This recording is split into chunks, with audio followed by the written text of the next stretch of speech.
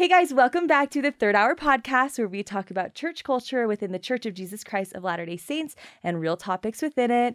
My name is Mimi Bascom. I'm your host, and I'm joined by Sara Phelps. We're so excited to have you. How are you? Doing good. I know. I can't. So excited to be here. This is awesome. Yes, we're honored to have you. We got right in the window of when you're visiting Utah because you don't live here. Tell everyone a little bit about yourself, where you're living, and just everything about you because you are so cool. Have the coolest story. Thank you. I mean, I don't really get into this on Instagram because it's not super relevant to my topic. It doesn't have anything to do with it. But I don't live here in Utah. Most people are really surprised to find out that I'm not from Utah. I know everyone is here. Yeah. It feels like that's on they're Instagram. Like, wait, aren't you from Utah? No, I live actually in the Middle East with my family. So we live in Qatar.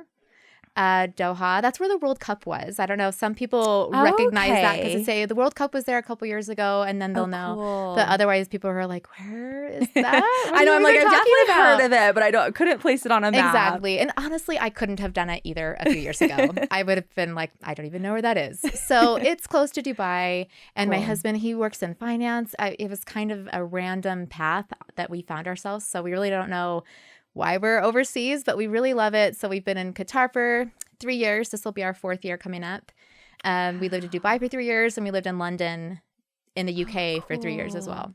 So I don't know why we're overseas, but it doesn't right now. It doesn't really feel right I want to come back to the States at some point, but it doesn't feel right yet. So we'll see. I don't know. We just are taking it day by day, and I've got 3 kids over there. I've got a 9-year-old and a 5-year-old and a 3-year-old. And you've raised your kids there. Yeah. I mean, none of them, my 2 daughters haven't ever lived in the States. Wow. And my son, who's 9, lived in the States for 6 months of his life. He was born when he was 6 or 7 months old. We moved overseas. Oh my gosh. So they don't really know any different, they'll I'm taking them to the store and they'll see Pop-Tarts or something and they're like, what is that? And I'm like, okay, we have to buy this right now because I don't know, how do you not know what this is? Can you imagine not knowing Pop-Tarts? That's crazy. It's just, just little things like that. Well, they'll occasionally say, what is this? What is that? And I'm like, wait, you don't know what this is? How do you not know what this is? And so we love coming back to the States though, because we're like, this is our American summer and we're going to the grocery store and I'm, making sure you guys know everything and where you're from and don't forget where you're from, even though we've been living abroad. I never want them to forget where they're from. That's important to me. So that's cool. Anyways, And I'm so interested to hear about what the church is like in the Middle East. Yeah, I mean, it's a sensitive topic, but I will say, and I'm always afraid of saying too much. Oh, okay. But there is quite a big group because there are a lot of people, especially in Doha, who work for the oil and gas industry. And so a lot of families from Texas that are over there. And we have quite a big group. And my husband teaches seminary and he has 17 kids in his class. And that's not even all the youth because some of the youth do home study for seminary.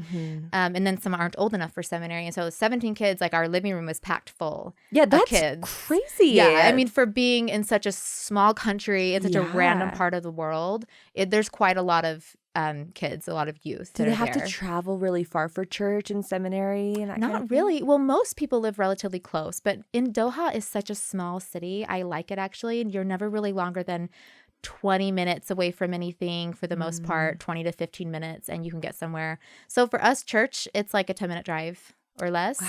Most people are 10 minutes away. A lot of people live right in our neighborhood. And so seminary is there and the kids just walk. Oh my So gosh. and we like it. It's a nice environment for families. It's really safe. People are like, wait, is there there's stuff going on over there? Is it not stable? But it is stable and it feels, like a good place to be for now. Yeah. So, oh my gosh. So yeah.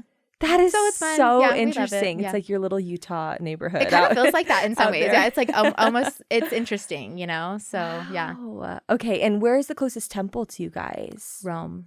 Oh my gosh, Rome. how far is that? It's a 7 hour plane ride.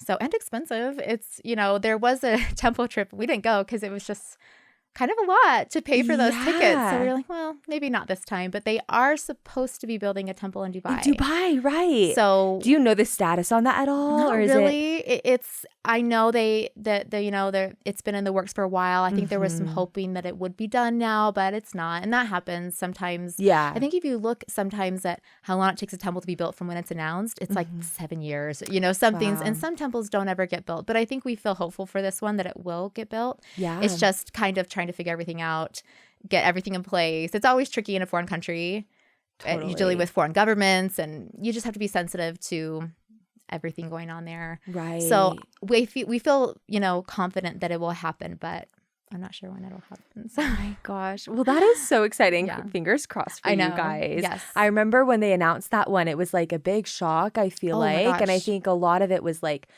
personally, I didn't really know, is there a lot of membership out there? So does it seem like there is a lot of membership that's going to be utilizing that temple then? Yeah, exactly. And in that part of the world, there's just not much because this temple can service not just the Middle East, but even surrounding countries that would normally be going really far to go visit a temple. And so I think that there will be a lot of people that can use it for sure. And can travel to it and it's closer. Exactly. Yes, exactly. So and I remember when they announced it, I was just stunned. Yeah, because you guys were there and you had lived there, right? I had no idea. We lived there, but we had just moved to London. Oh, okay. And they announced it in that it's so funny because President Nelson said, this next general conference will be a general conference you will never forget. And I was like, okay.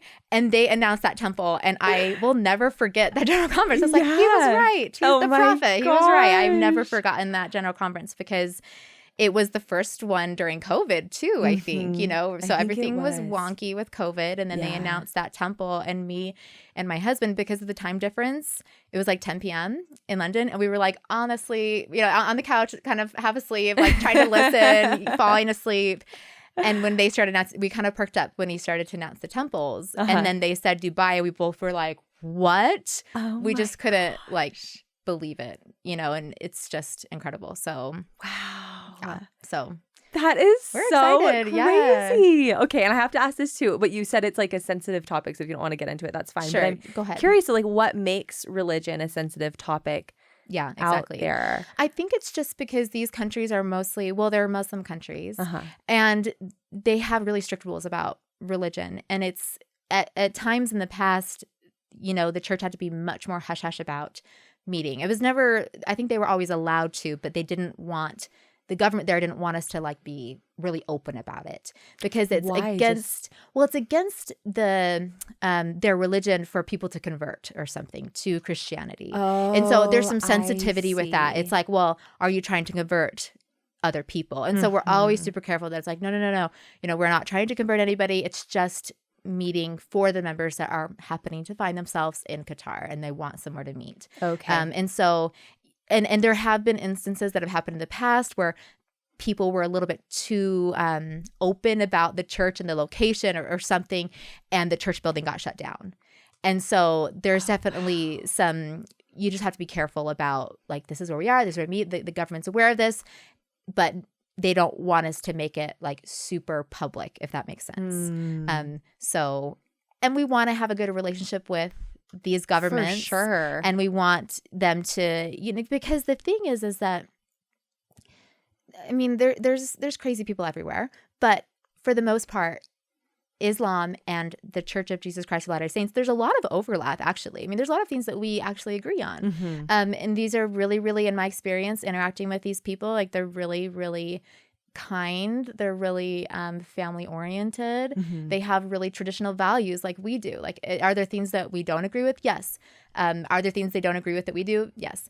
But I almost find more in common with them than even some people in the States that I interact with. Totally. It's I almost feel I can have more of an open conversation. For example, one of my son's best friends is Muslim, and I was having a conversation with his mom, who's so sweet. I really love her. And we talked very openly about abortion, about LGBTQ issues. And we found that while we didn't agree on every single thing, we were actually pretty aligned on our views.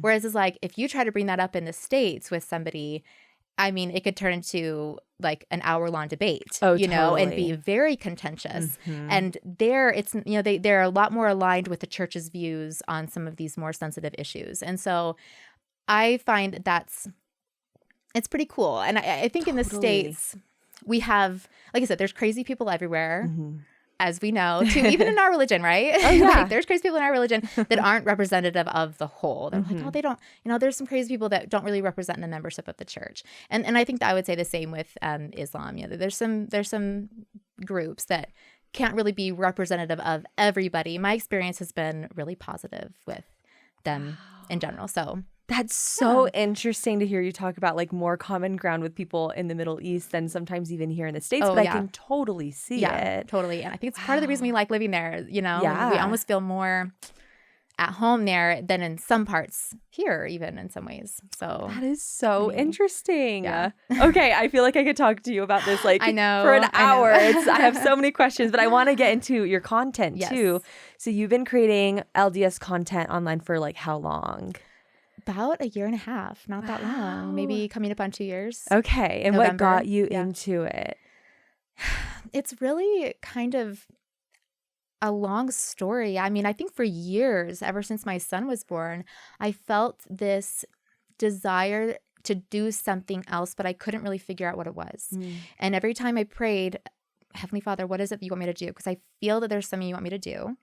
The answer that I kept getting was, you already know how to do what I want you to do. So just start with what you know. And I'm thinking, okay, well, I got a degree in journalism, print journalism. So I have done some writing. So maybe I should go freelance write. But every time I went down that route, I just felt like this is not the right thing to do. And so I was really in this confusing space of like, I'm supposed to do something that I already know how to do. I feel like I don't know how to do anything though. I'm like, I'm not qualified to do anything. So how could there be something that I need to do that I could already do? I don't need to go back to college to do it. Right. I thought, well, I must need to go back to school and get a degree, which I think is an amazing route for a lot of people. And maybe someday I'll do that. But every time I prayed, it was like, no, you don't need to go to school. You already know how to do what I want you to do. Oh my gosh. And I was just like, I don't know. And so that was for years. That was what was going on. And then I somehow just stumbled upon some content from other LDS content creators. And I think you were one of them actually as well. Oh my gosh. And I saw you, and I think I saw Becky Squire and Lynette Shepherd. And because like you ladies are so incredible. And I think you've inspired so many other people to be bold about their faith as well. And I saw what they were doing. And I noticed that Becky was she had a background in journalism as well. And I thought, oh, that's interesting that she's kind of using her degree and what she knows, but she's using it to spread the gospel. And it just really intrigued me because I had been feeling also for a long time just really unsettled about what I was seeing on social media in regard to the church. I'm seeing a lot of things that are not positive about the church. Yeah. Very negative about the church. I'm seeing a lot of friends and family leave the church, and it's just unsettling. And you even wonder yourself, I think, well, what am I going to do? Am I going to stay? Am I going to go? Do I believe this strong enough to stay even when my family, my friends are saying, I'm done with the church now. And so I was thinking about that constantly. And I felt so inspired by these other women that I saw. And I thought, I wonder if this is something that is what Heavenly Father wants me to do. And I just decided that I would just give it a shot. And so I did. And, and it worked out. And I do feel a lot of peace because for a lot of times I felt in this weird space of like, I know Heavenly Father wants me to do something, but I don't know what it is. And it felt very unsettling, like this divine discontent feeling. And I don't feel that anymore. I think I'm on the path, at least, that He's wanted me to be on. Yeah. And so that's kind of the long story of how I got started with LDS content creating. That's such a cool story. And how interesting, just like I can't imagine like, oh my gosh, I know I'm supposed to be doing something and I know how to do it, but what is it? Exactly. And who knew social media would be like, I know. Literally, like for us, like I'm sure growing up it was like not how it is now. It couldn't be a career, it couldn't be not utilized in marketing as much as it is. And so it's so interesting how it's like we could have never prepared for it if we tried. You know what I mean? Exactly. Yeah. I mean, who would have thought there was be this app, this vehicle that that anybody could get on and say things and spread information and do things just on your own. Yeah. You can, who could have known 15 years ago that this was going to exist? Totally. But it aligns perfectly with what I've always felt like I should do. It's just like I could have never known that this, social media was going to be such a big deal that it is now. And it can be really bad, but it can be such a force for good, and I think it's pretty inspiring to see how much of a force for good it can be and how much it can inspire and really help people in spite of all the bad that comes with it, unfortunately. Yes, especially when you're so bold in sharing what you believe in. And that's something I love about your page. And we're going to go over some of your videos. But if you're not already following her, obviously give her a follow. I am Sara Phelps. But just how brave and how much courage it takes to really put yourself out there, I think is so admirable. So I can't wait to get into some of those. But I had a fun little get to know you question too. I wanted to ask you as well. So I'm curious. So on a regular basis, are you one that stays late to chat after church, or are you get home right away? Get home right away. I'm just I'm an introvert. I actually love talking to people. I get lonely if I don't interact with people. I want to talk to people. I want to be around people. But at a certain point, I'm like, okay, I need to go home now and just recharge my battery. And so totally. I feel, though, because I do like talking to people, inevitably we do end up staying. But usually as, the clock is ticking, I'm like, okay, I can't wait to go home and put my pajamas on after church. So yes, that is, but I feel like we always end up staying anyways, at least 15 to 30 minutes after church, just chatting with people and getting things together. But generally speaking, I'm trying to get out as fast as I can. I'm sure your kids appreciate that. So my husband, though, it's funny because he doesn't seem like it, but he wants to sit and chat with people a lot. So that's part really part of it too, is that he's chatting. I'm like, okay, well, I guess I'll go find someone to talk to while he's chatting. So oh my gosh, fun. Okay, let us know in the comments if you're go home right away or if you stay and chat usually. I'm definitely a chatter, obviously. You can't tell. Okay, we have an advice segment on our show that I really want to get your take on. We saw this on the LDS subreddit, and I just wanted to hear your opinion. So the title was "I'm Losing My Faith." Sorry to kind of shift gears. That was a little bit. Nope. We're getting right into it. Yeah. But it says, I read some parts from the CES letter and talked to some friends and stuff, and suddenly I'm having doubts in my mind that the gospel is true. I really don't know why, because I really thought I had a strong testimony. Can anyone help, please? What's your take? Yeah. So this reminds me of something that I went through myself when I first started sharing on social media. And I had just started my account, pretty naive. And I was just going along my merry way. And I thought maybe I'll try to start sharing some of my Instagram videos to TikTok. And yep. You know where this is going. Yep. And I had heard from people that the ex-Mormon community can be brutal on TikTok, but I didn't think that anybody would really watch my silly videos. I have when you're 10 just followers. Getting started. Yeah. I was like, no one's going to see it. So I'm just going to start taking some of the content that I made on Instagram and put it over on TikTok. And so I started doing that.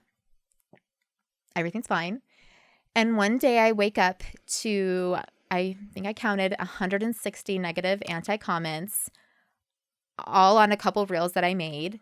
And mind you, I had just started doing this too. So I am what is going on? Oh my gosh. And at first you're probably like, oh my gosh, I have so many notifications. This is so good. Nope. There was not one good comment in that. And I read all of them. Another rookie mistake. Yeah.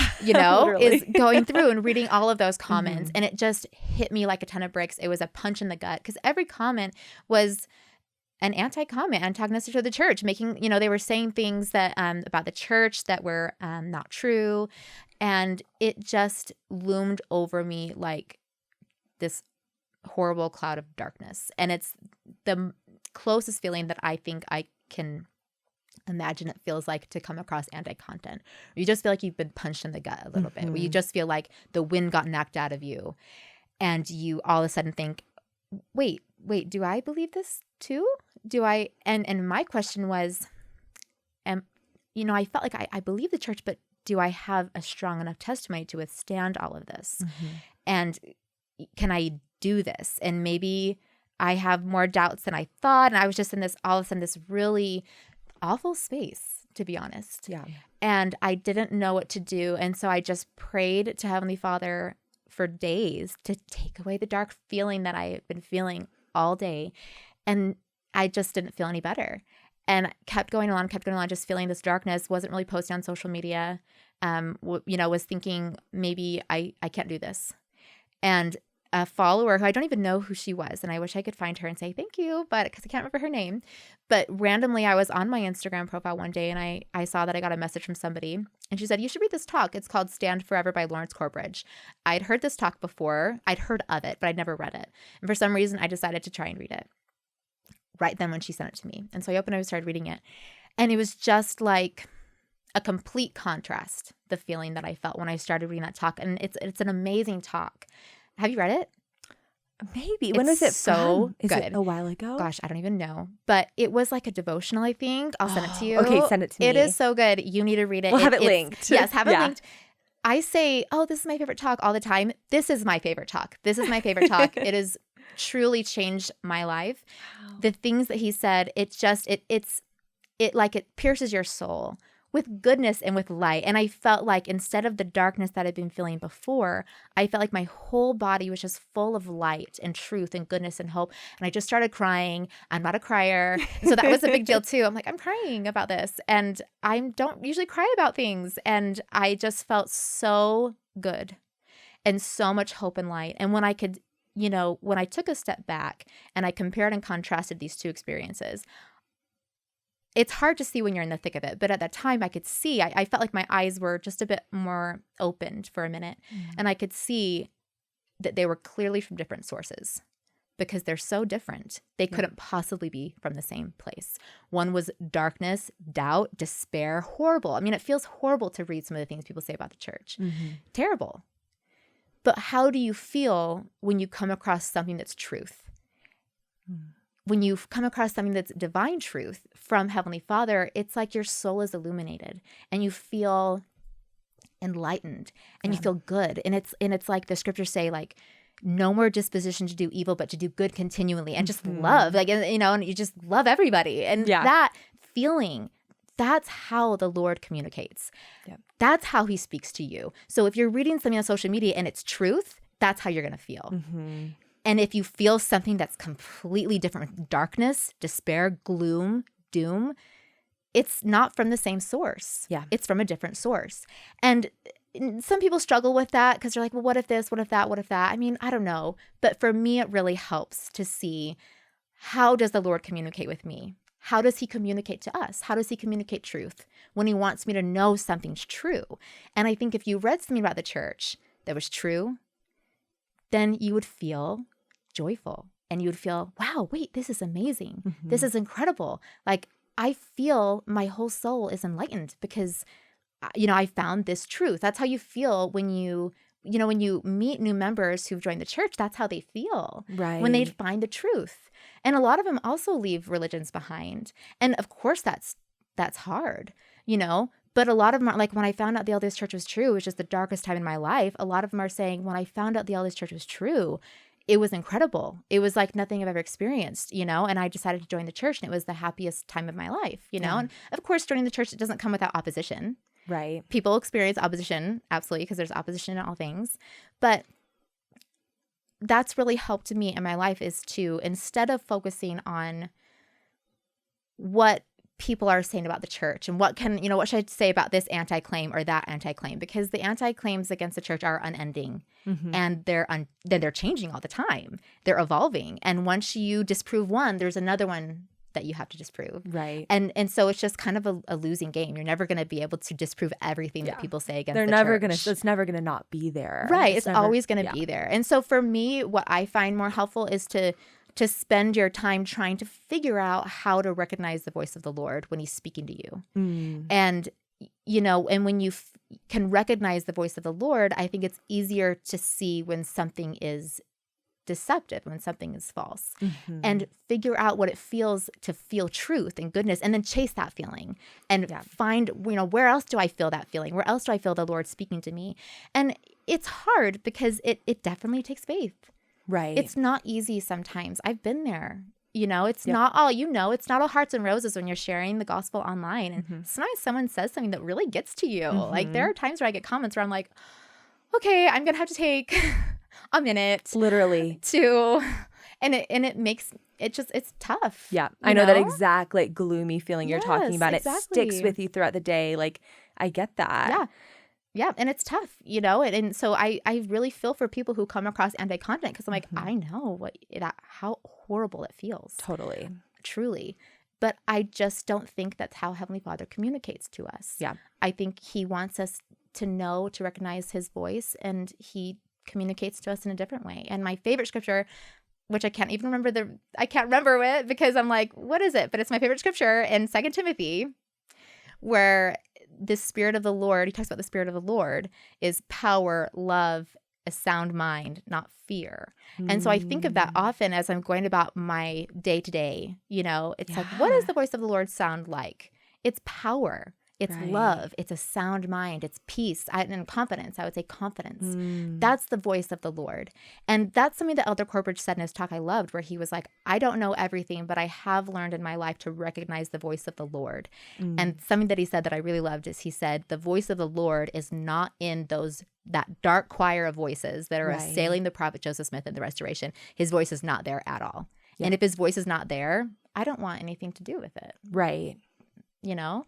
And so, but hey, it's tough though. You know? It is absolutely tough. And there's so much information out there that you can't hardly avoid it. You know, it's going to come up at some point or another for most people, probably. You know, they find some anti-content and you have to figure out what to do with this. I think that's such a good mindset to have, just like scrolling through social media on a day-to-day basis is like, okay, you know, a lot of us use social media to relax or kind of unwind at the end of the day, but like going into it with that mindset of like, okay, I can utilize this tool for whatever I need right now, but I'm going to be in search of the voice of the Lord. Yeah. And like if something's kind of getting me down, be aware like, okay, what source is this coming from? Right, exactly. And I think it can be so difficult with the CES letter specifically.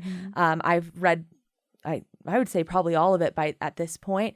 And it's convincing. And there's parts of it where you read it and it is like a gut punch and you're like, okay, is this actually true? I will say there are a lot of really great resources that rebut the CES letter if you're seen some on like Instagram in before that as boat. well. Yes, and that can be really helpful for people. Yes, on Fair Mormon, they're a great resource. Just so you know, like there's two sides to every story, obviously, but there's so much truth to what you said. And I think sometimes people get caught in like, okay, is this coming from like an anti-source? Is this coming from Satan? Or am I feeling this darkness because I'm like realizing I've been lied to? Or like, and I think that's totally valid, but there's so much truth like to what you said of like, how does Heavenly Father want to speak to us? How does he want me to feel? He wants me to have joy. And just know that we can overcome that by remembering like you seek what you find. You know what I mean? Yeah, so thank you so much. Yeah, and I totally I've actually gone to Fair Mormon a number of times for my own self to look at answers that they have. Me too. And they're a great resource, you know. And because I do think a lot of the Anti-Mormon, the CES letter, some things they say are true but taken out of context. And when you don't have that context, it's like, oh wait, what is this? You know. Yeah. And so that's why I think it could be so confusing to people is that maybe there is some truth to what they're saying, but it's taken out of context. Right. And I think Fair Mormon does a really good job about putting things into context. And then you have kind of a better understanding of that situation. And as far as church history goes too, it's like a completely different world back then. And I think that's something that people don't, you know, we use our standards today and compare them to how the world was 200 years ago. Right. And that's natural for us to do. Yes. Like if we're living in this modern world, it does seem very confusing sometimes. But my advice to anyone in that spot is to, as much time as you're putting into like reading the anti-material and educating yourself in that way, just spend as much time or more on positive, like just to have an even playing field. I feel like you should do that with politics. You should do that with everything. Totally. But I feel like it is so easy to kind of go down that rabbit hole and think, okay, well, if this isn't true, that means this isn't true. And this isn't true. Don't like just pause, take a breath and say, okay, I have a question about this topic. This doesn't mean everything else is a lie. Hold your truth, like what you believe. Hold that close to your heart while you still search for answers. But we could do we have talked about this like on our podcast before, and it's a whole thing, but I so feel for people going through that because I've been through that. And I know so many people who have, especially starting out as a creator, like the comments that you first start getting. I remember when I started on Saints Unscripted like 8 years ago, and it was my first time like and like experiencing those kinds of negative comments. There was so much I had to learn and didn't know about, and I was so confused about so many things. But there are so many great resources out there. Yeah, there really are that are more positive too towards the, that I just think give paint a better picture, because you can go to negative resources about the church that they're basically just trying to disprove the church, you know, and that's pretty much their only reason for publishing. But I do feel like other resources like Fair Mormon, like they're just like, they're not trying to convert anybody. Right, they're like pretty unbiased. Yeah, they're not trying to disprove anything necessarily. They're just like, these are all the facts actually, and this is the context to it, and here's the information for you. Totally.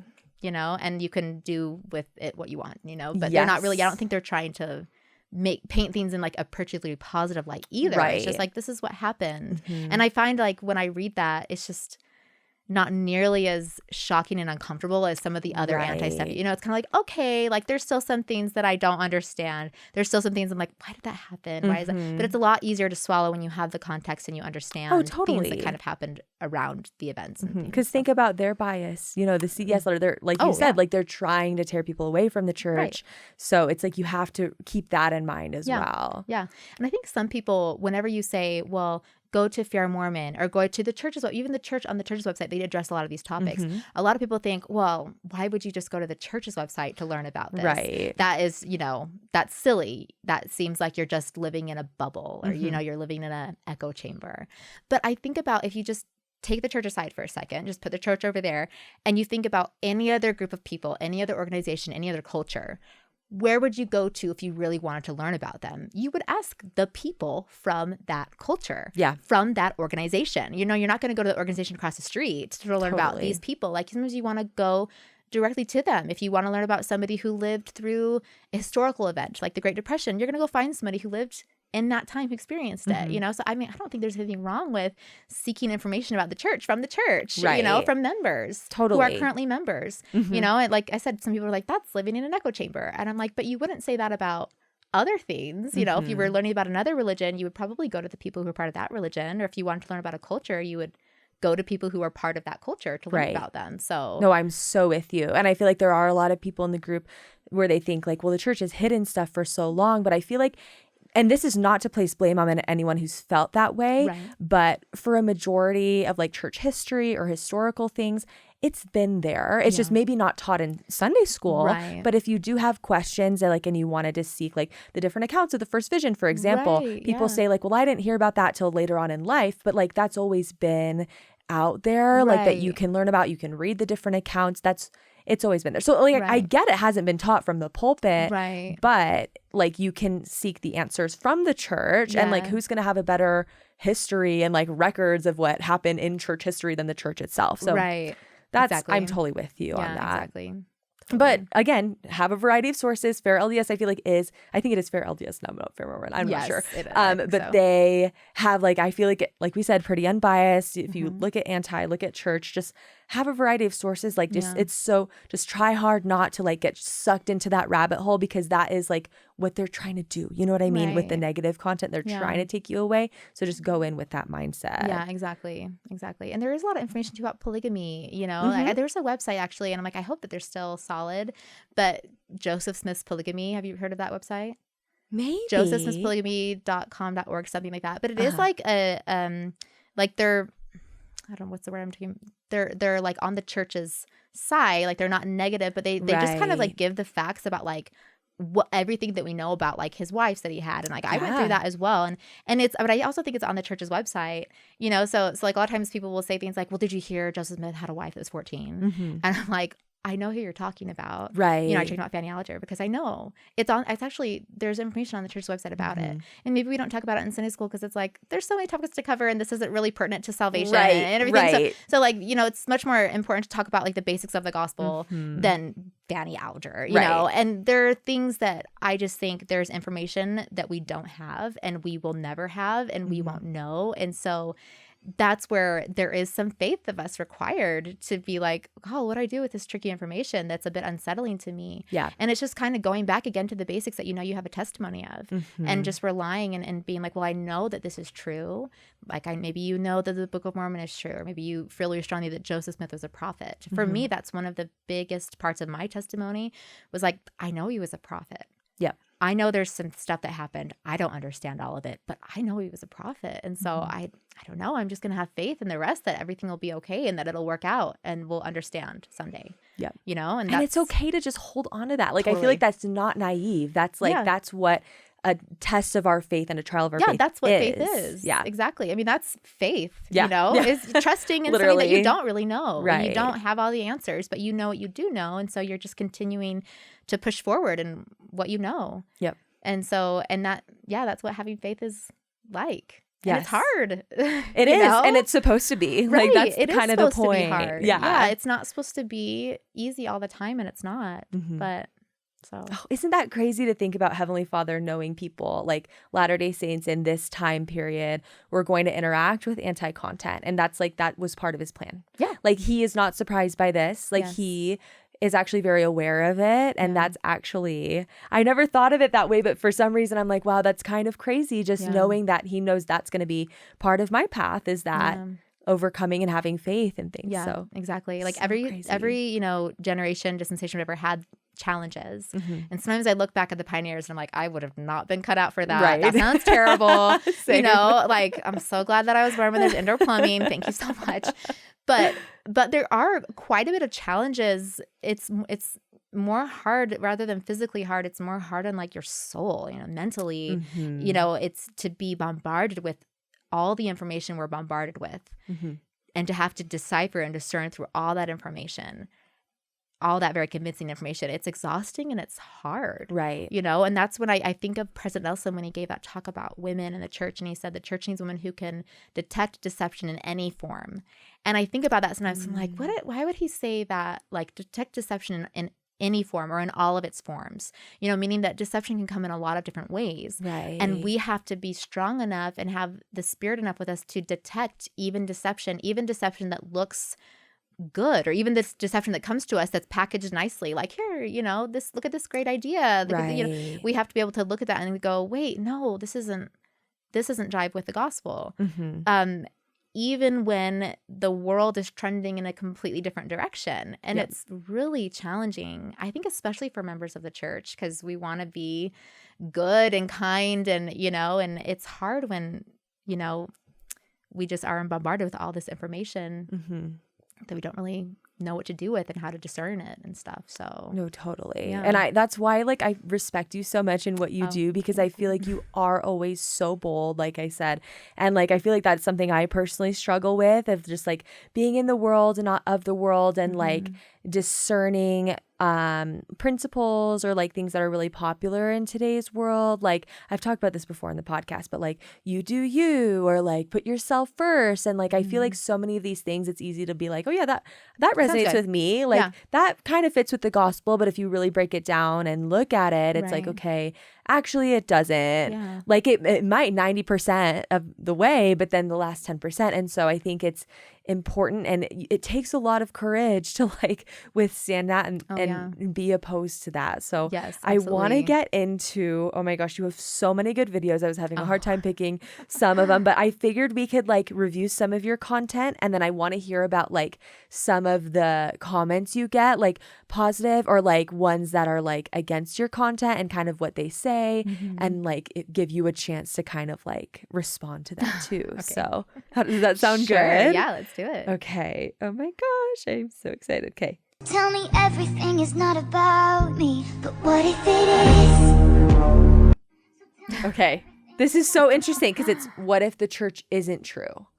And I feel like maybe you don't want to admit it, but I feel like every member at some point has had that thought of like, okay, what if this is all just made up? Like if a different, like maybe just Christianity is true, like, am I still going to be saved or whatever? Like things like that. And I know you have a whole caption about this, which is great, but I didn't know if you wanted to just kind of relay that and like what kind of response you've gotten to that video. Yeah, you know, I had another video that was similar to this as well. And they both have done really well, because I think it resonates with people, because a lot of people have, like you said, this question, what if it's not true? What if it's just made up, you know? And I think I've wondered that. I think most people have wondered that at some point. And I think for me, I've just come to the conclusion that I'm living my life trying to be the best person that I can be. And so if it's not true, at least I am honestly trying to be the best person that I can be. Yeah. And I'm constantly, because obviously in our church, we believe in repenting. I'm constantly evaluating myself and thinking, oh, wait, I did that. I said that. I probably wasn't very nice. I should probably try harder again the next day. Mm-hmm. I'm trying to be, in fact, just last night I was reading, because I needed to read it. I needed a little reminder. President Nelson's talk, Peacemakers. Oh, so good. I was like, I think I need to read this talk again right now. So I read it again, and it really is just like, if you're a true disciple of the Lord, you are a peacemaker. And that is, in this day and age, that's quite a big task. Mm-hmm. And President Nelson said, especially when people don't agree with you. Yeah. And so I think as members of the church, like, we are trying really hard to be peacemakers, to be kind, to love everybody. We believe everybody is a child of God, and we believe our families can be together forever. So these are the most important relationships in our lives, because this is going to last forever. Even other Christian religions, they don't believe that. They believe that this life is the time to have a family, and then when you die, it's over. Yeah. But it's like, no, these relationships are so important. And so, I place such an importance on my family, on being a good person, on trying to be kind to everybody, even in spite of sharing my beliefs. And sometimes, like, people don't like it and they get mad, but I'm trying to, my best to be a good person. Yeah. And so I kind of think, even if it wasn't true, I can't imagine trying to live my life in a better way, right? And so, like, it gives me a lot of, and if it's not true, it's like, oh, well, I guess I was a good person and I tried my best. No, totally. And I think, oh, well, I was good for, I tried. I know, I guess I could say, I know I gave it my all to be the best person that I could be.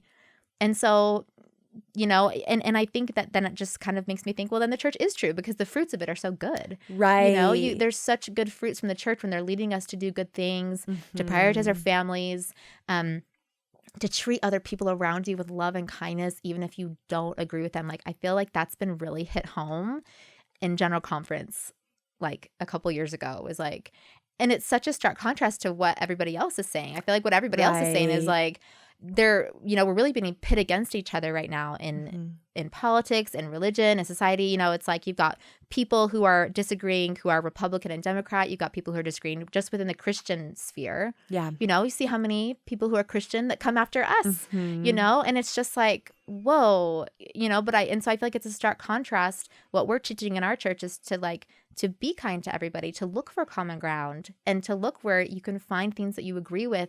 Be peacemakers, know, and that is really different from what the world is teaching right now. And so I'm like, I think that personally, I don't feel like I'm missing out on much, even if the church wasn't true. It's like, I feel like I'm trying to be a good person. I feel like I feel the good fruits of it in my life. I feel happy, and so I'm okay, it's good. And I'm totally with you. And I do feel like that resonates with a lot of people as well. Because I think a lot of people have come to the same conclusion. They're like, but I'm living the best life I could live. I'm trying to do the best I can do. So, if it's not true, then I guess I lived a really good life. Right. And people talk about the sacrifices we've made and like how we're a high demand religion. But honestly, I look at it and it's like, I'm happily doing that though. Like people who leave comments like that, they're like, well, I make a video about like, oh, here are modest outfits to wear in the summer to keep you cool. They're like, or you could just not wear your garments. I'm like, or I can and I want to, and I'm choosing to, and I'm doing it happily. Right. And so I think it's so interesting too. I also see sometimes on TikTok, it's like, here are tips for living your best life or self-help or self-improvement. And it's always things like, okay, read, wake up early, spend time with friends and family, loved ones. Are these not all things that the church also teaches? Right. We're doing it maybe in a little bit of a different way. But you said, it's like, if I live my whole life being a member of the church and making all these sacrifices and doing all this stuff, I'm like, I am becoming the best version of myself though. And I feel like so much of it actually aligns if you look at a self-improvement book. Yeah, totally. It's like we do that. We have the self-reflection with the sacrament each week. We find solace in the temple. There's so many things. Right. And so I don't know. I feel like if people are bothered that we are choosing to be members of the church, maybe if we're sitting there complaining about it, but I feel like most of the time we're like, okay, we're happily making these choices. So don't worry about us. Yeah, we're okay. We're good. Thanks we're happy, for your concern, but I'm happy with my life. Yeah, exactly. Totally. Totally. So. Oh my gosh, I love that. Okay, let's see another one. This one is about, this is a good one. This is about staying true to ourselves.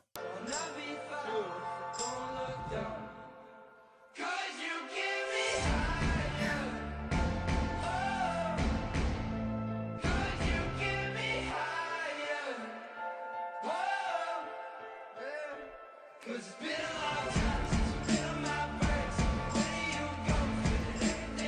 it like one of my favorite talks ever? Oh, I know. So good. I love it.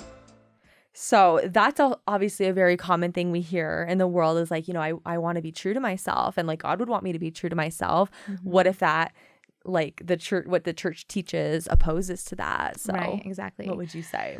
I just, like you said, I loved President Nelson's talk where he talked about your true identity and who you really are. Because I think, in society and life and the world, people like to attach labels to themselves. Mm-hmm. And I've done that before too. There was times in my life where I've attached a label to myself that I think was a false identity. Mm-hmm. And it just held me back, mm-hmm. when it just distracted me from who I really was. And so, that's a really big thing. And I love that President Nelson said that, because getting wrapped up in these labels, it can actually be really damaging. And I think he said that too, because you kind of put yourself in this category. And then, like you said, if it doesn't align with the church, then you're like, well, then the church must not be for me. Right. Because I am this, mm-hmm. and I don't fit with the church. Mm-hmm. And it's like, but what if you're not that though? Actually, what if that's not really who you really are? And shouldn't you be asking Heavenly Father, who created you, who you are? Right. Who you really are? Who did he make you to be? Yeah. I think a great way to figure out who he wants you to be, I think, is if you are a teenager or someone young, or, even if you had got it many years ago, read it again, your patriarchal blessing. Because in your patriarchal blessing, he tells you who you are and who he made you to be. Yeah. And he often says, like, your beloved son or daughter of God. Right there, right. You know who you are, and that's your main identity. And then and then your patriarchal blessing will go on to say a lot of other things about you.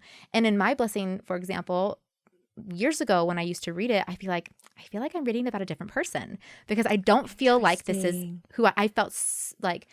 I didn't feel very confident. I didn't feel secure. And yet my blessing would talk about me sharing my beliefs like this, and being confident about it. And I was like, I don't imagine how I could be that person. Yeah. But I just decided to trust the Lord and who he really felt like I was, and not attach myself to other labels, because like everybody in the world, I struggled with some anxiety for a time, and I attached myself to that label. And the more I attached myself to that label, the worse it became, the more it consumed me.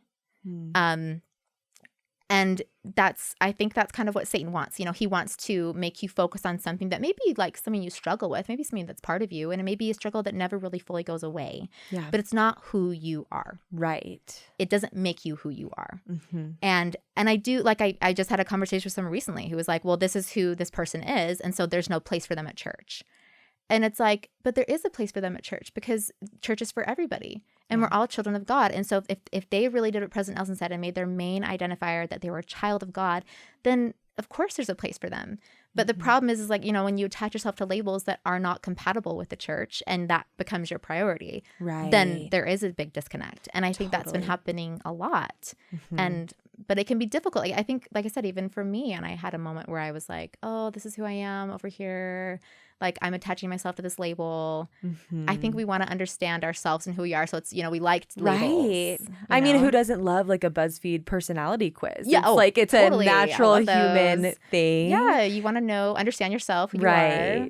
Right. Exactly. And it's so interesting too, even like some labels that may not be opposed to the church, but just like should be secondary to our true identity. Like in that talk, President Nelson talked about how he's a doctor and a surgeon. And like those are wonderful, incredible things. He's so well educated, so intelligent, but he's like, I'm going to set that aside. And I feel like that takes a lot of humility, which is something that I love about the church and love about going to the temple. We're all equal. We all look the same in the temple. Which is, it's so hard sometimes though, like being able to look past like this identity that we have created in the world and the world's maybe assigned to us. Right. But it's so crucial. And I think you're spot on with like Satan is going to utilize that to try to pull us further away. Right. So exactly. Oh, it's so good. Yeah. What kind of like have you had like negative responses to either like what are to people, these reels specifically?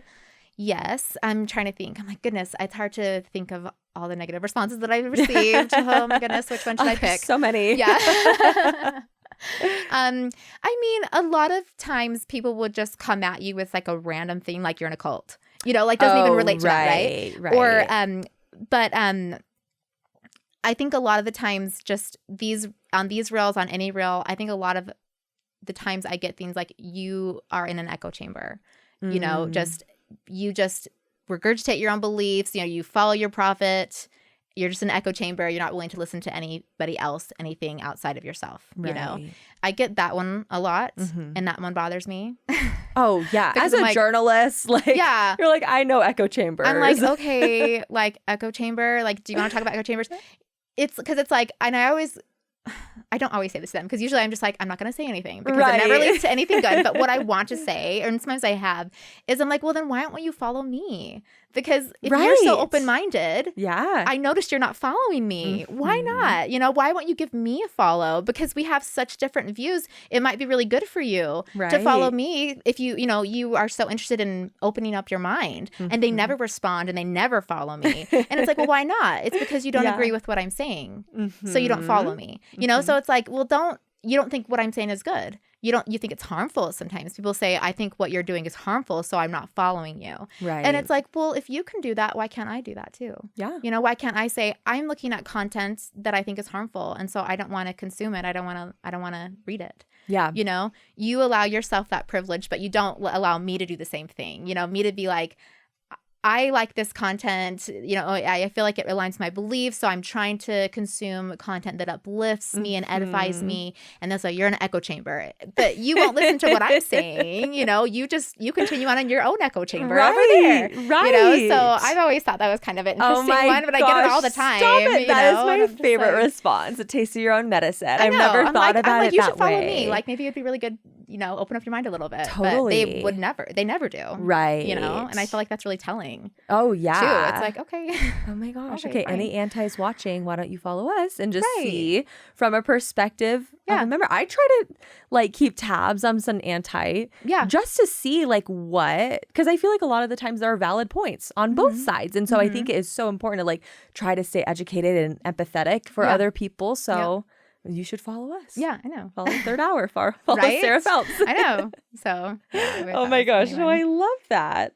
Okay, we have time for a couple more. Let's see.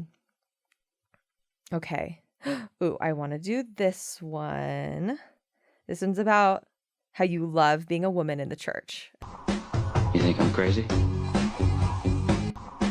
You think I'm crazy? You think I'm crazy? Okay, so why do people think it's crazy when they find out that you love being a woman in the church? I think everyone just feels like the church is, you know, treats women like second-class citizens. But I don't feel that way. And I think the tricky thing is that I feel like you get so much more insight into women's roles in the church when you go in the temple. But the problem is like not everybody goes into the temple. Right. And they don't all see what it's like in the temple. Because to me, that's really opened my eyes.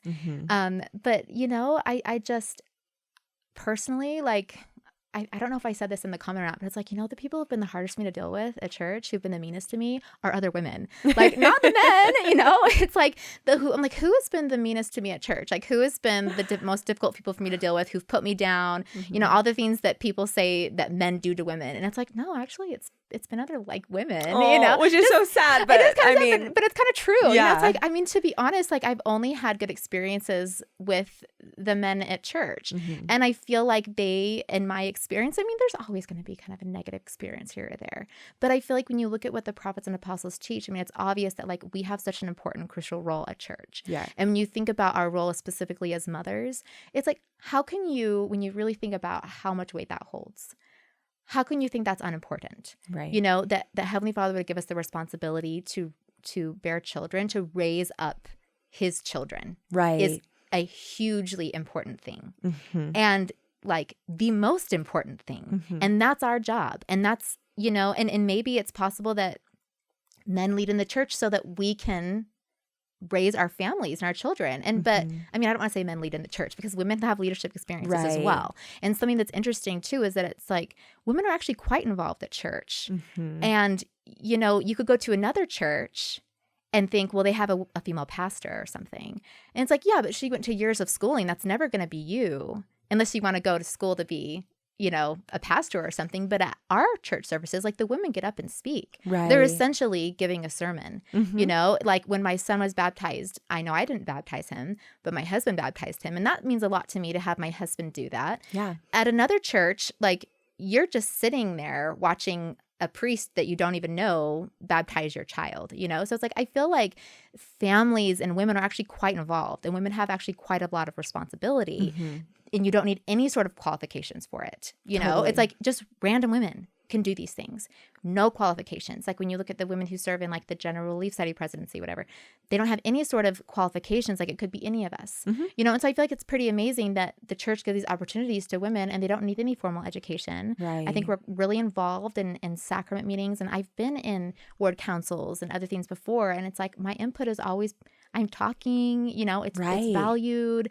I feel like, I feel like it's just unfortunate that like the trend the world is going is that like, well, motherhood isn't important. Right. Like just because you think motherhood isn't important, like look at it from our genuine perspective of like if we think motherhood is the highest calling and most important responsibility, and God is having women do that and we're embracing that, it's like for us that's an honor. And like I get if not everyone wants to be a mother, but I feel like if they just try to see it from our point of view, it's like, wow, that is a lot of responsibility that the church places on women then, and the role of women. Right, exactly. And I know this doesn't sit well with everybody, but it's like, I guess I'm okay with having different responsibilities because I don't think I can do it all. Maybe I don't want to lead in church, not because I don't think I'm capable, but because I've got a lot of other things to do. Right. And when you think about Relief Society and the wards and stuff, and in my ward, there have been times of need, where people needed things, where they were going through really, really hard time. Like, who do you think is doing all that? It's the women. It's the Relief Society. It's like, we have a lot on our plates. Imagine if we had to do everything else that men had to do as well. Right. It's like, we actually have quite a lot to do. And I do feel like we have a role and we have a purpose. I don't feel like one is less than the other. Right. I think it's just how the world has trended. Yes. That's where it's confusing to people. It's like, well, if you're on the stand, then you're more important than everybody else. Because that's how it is in like a professional work conference or like any other setting. Right. But for us, it's like that really isn't. No, I mean, it's not important. Yeah, it's like, as I understand it, I could be wrong, but as I understand it, like the bishop is on the stand to just preside over, but not as like we are honoring and revering you for being on the stand. Right. It's just like, he's just in it because it's his responsibility to preside over the meeting, make sure everything runs smoothly, make sure everyone's safe as well. It's like there could be something happens and he's watching over everybody as well as his counselors. It's not like they're higher and holier than us. So they are sitting on the stand. Totally. And actually like the calling of a bishop, I mean, oh my gosh, it sounds like really, really, really, really hard. Yeah. And when I posted this, I think I had a few messages from people that were like, you don't know what goes into how much these men do. And if you did, you probably wouldn't want to do it. Right. It's like visiting widows, one message I got was like, my husband, I think he's in the bishopric, and he visits a man every Sunday after church who can't get up for himself, can't really take care of himself. So when he goes to visit him, he cleans him up because he can't take himself to the bathroom. He takes him to the bathroom. He helps him get dressed. It's like, do you realize like this is the service that goes into some of these callings?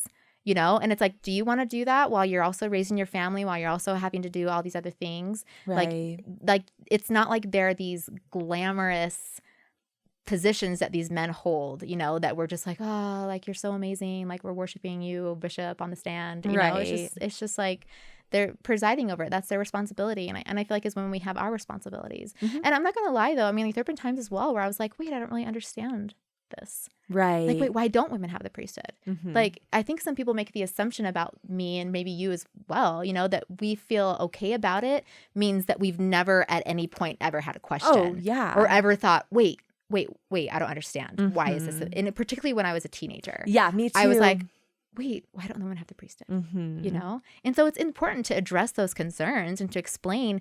But I feel like, what you do in those situations is you just take it to the Lord and you kind of study things out and you kind of try to figure out, can I understand why women don't have the priesthood? Maybe, and see if you can come to a place where you're okay. And that's kind of where I've come to. It doesn't mean I I'm like never been in a place at all where I was a little bit like, wait, why is this the way that it is? Yeah. You know, and that's normal, I think, for people to have questions and to be like, I don't understand this. And maybe it doesn't sit well with me right now.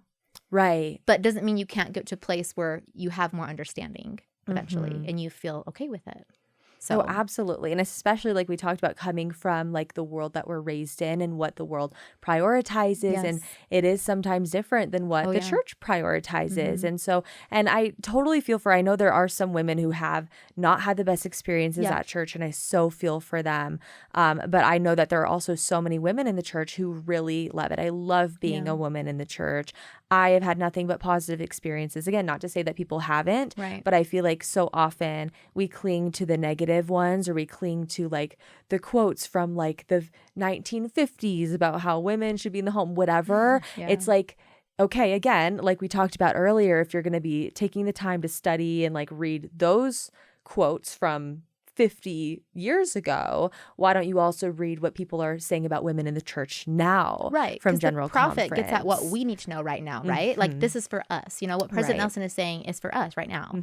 So it's better to focus on, not that we don't focus on what other prophets have said ever. Right. But it's like, what is he saying? You know? And I feel like they've said nothing that would make me feel like women are truly second-class citizens. Like far from it. I mean, quite the opposite. Totally. So... And I think it is so hard because just like having the different responsibilities, I feel like it's sometimes what rubs people the wrong way. They're like, well, why can't the women preside and the men be in the home? And I think, again, like if you actually study our doctrine and what we believe in, and this isn't to say like if you're a member and you felt that way, you haven't done enough studying, but I really think that like if you turn to the Lord and pray about it and like be humble and look at it from the perspective of like the plan of salvation. It's so beautiful what God has in store for women. And like I know you can build a testimony of that. Yeah, exactly. It just reminds me of how President Nelson said, think celestial. You know, it's like when you look at women in the church and it rubs you the wrong way because it doesn't jive with the way the world is. Think celestial, you know, it's like, why is it this way? Like, you know, and try to understand it. And I do feel like that's helped me. And again, being in the temple has helped me. Yes, I was just going to say temple.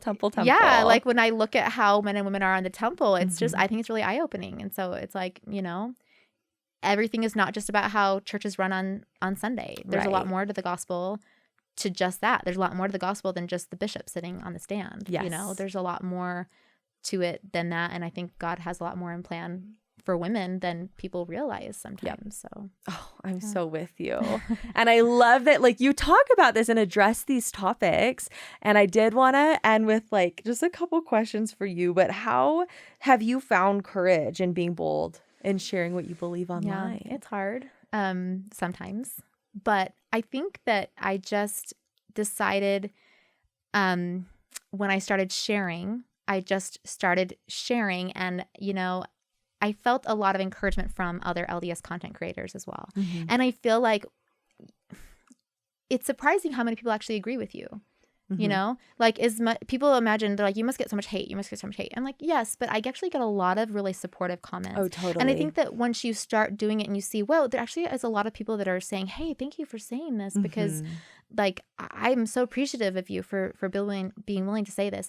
And you see how many people are with you. It strengthens you, you know? And I also feel like, I mean, honestly, it's just like, I feel like I have had strength through Jesus Christ, you know, like that song, what's that FSY song, like I can do all things through Christ. Oh, I love that song. And I feel like that was like my theme song when I started this Instagram account, because it's like, I feel like Heavenly Father wants me to do this and I don't even know how I'm going to do this.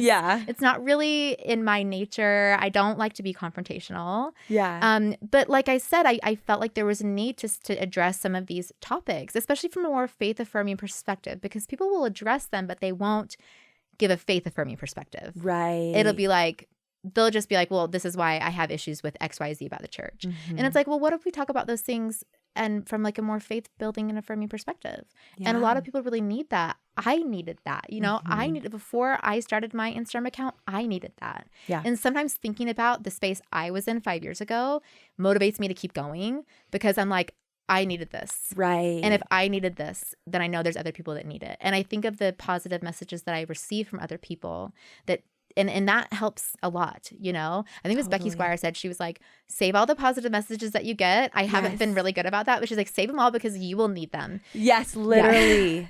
Because like you get worn down. And sometimes you forget, actually what a difference you are making to a lot of people, even amongst people who are like, well, I hate your content. I don't like your perspective. I don't like your approach. And that's really hard to deal with sometimes. But when you think about how many more people are like, I really appreciate what you're saying, it really helps encourage you to keep going, I think, even in spite of the opposition that you face. Yeah, absolutely. And I feel like that can be applied to like people who aren't sharing the gospel on such a large scale. It's like you never know what your positive example, like who that's influencing. Yeah. And like even if you're getting people who make fun of you for wearing a short sleeve shirt instead of a tank top or like whatever random little things, or like not drinking alcohol or whatever, you'd never know who you're influencing positively. Right. Exactly. So hold on to that. Yeah, and so, totally. oh my gosh, I can't thank you enough for this conversation and like everything you're doing. Where can people stay in touch with you? Just on my Instagram account. I'm no Sara more Phelps. TikTok.